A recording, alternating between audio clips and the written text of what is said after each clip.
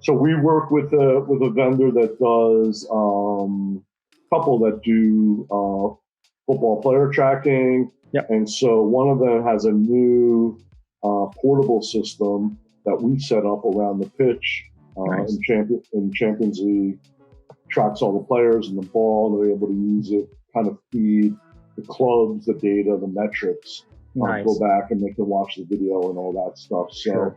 it's very behind the scenes. It's not very glamorous, but It's very important. it speaks to what we talked about earlier in working in your team, Right. doing what you need to do to to kind of build that out Right. and let that final product really shine. So we're thrilled with how it's been going. We found someone in Leipzig, so thank you. I'll have to pull that ad down now. That really was success. But Right. it's been going really well. It's been thrilling for me to meet so many people from around the world. Yourself, Right.